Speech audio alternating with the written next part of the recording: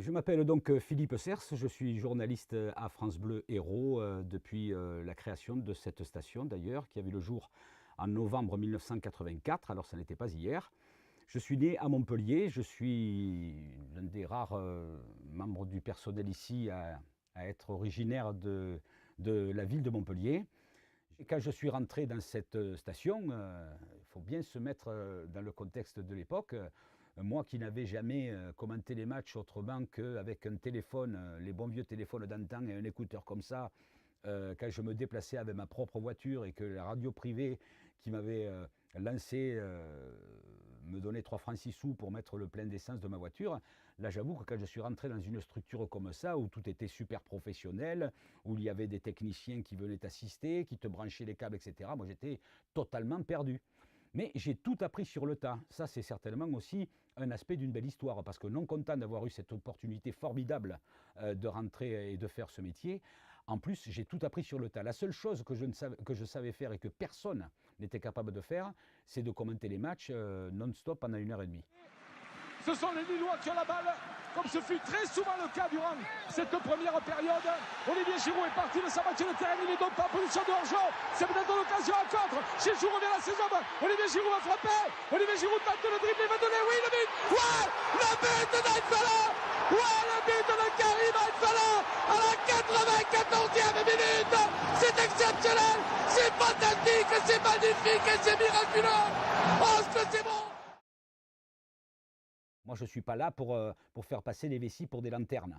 Moi, mon métier, c'est de retranscrire dans ma voix, avec les mots que j'utilise pour en faire des images, la réalité du terrain telle qu'elle m'est offerte sous les yeux. Je m'adresse à des gens qui n'ont pas de regard, je m'adresse à des gens qui n'ont pas d'image et qui, aujourd'hui, s'ils me sont fidèles, parce que je leur dis exactement ce qu'il se passe. Alors j'y mets ma patte, j'y mets ma personnalité, j'y mets mes racines, j'y mets quelques petites formules que tout le monde peut comprendre d'ailleurs, parce qu'on n'est pas obligé d'avoir 95 ans et de parler le patois pour me comprendre quand je m'enflamme, mais au moins, on se dit ah putain, il se passe quelque chose quoi. Il faut qu'ils rigolent quand je dis que le ballon passe à 20 mètres du but et que les gens habitant à côté du stade auraient peut-être la gentillesse de me ramener le ballon s'ils en voient un rouler dans la rue. C'est une façon un peu rigolote de dire les choses, mais ça ne trahit jamais ce qu'il se passe. Et ça, c'est très important. Le miracle ne se produit pas qu'à Lourdes. But à la Mosson de Riyad Boudbouz sur un contrôle de Ninga. Et Riyad Boudbouz qui marque le but tout à fait inespéré compte tenu du déroulé de cette rencontre. Montpellier ouvre le score. Alors là, vraiment, très franchement, je ne peux pas être plus honnête avec vous qu'en vous le disant, tout à fait contre le cours du jeu.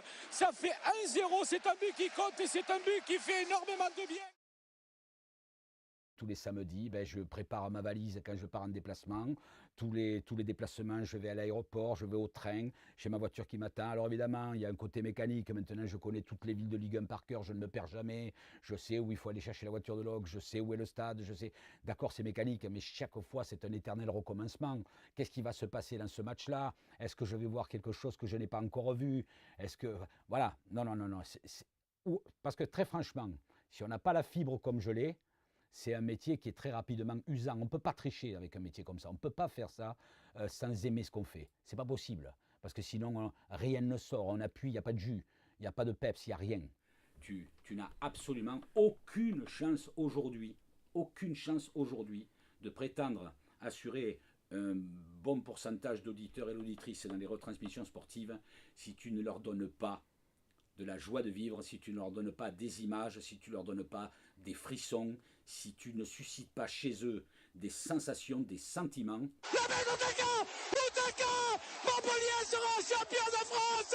Outaka qui marque pour l'équipe de Montpellier, c'est fantastique, c'est magnifique. John Outaka pivote sur lui-même comme une toupie et va tromper Olivier Sourin. Les joueurs montpelliérais filent tous de concert sauf Mabou vers la tribune où sont amassés les supporters. J'en perds mon souffle. Il fut une année, et plus qu'une année d'ailleurs, je faisais venir à côté de moi en tribune des non-voyants. avec une association qui s'occupe des non-voyants sur Montpellier, qui, tous les matchs à la Mosson, faisait monter à côté de moi un non-voyant.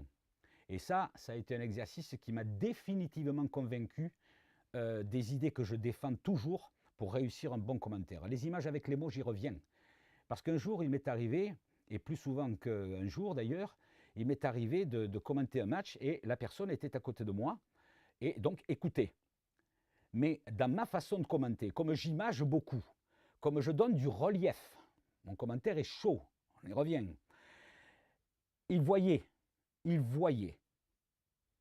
Et ce non-voyant qui est à côté de moi, il est à l'identique de tous ceux et celles qui écoutent à l'autre bout du transistor, si je puis dire. Il voyait.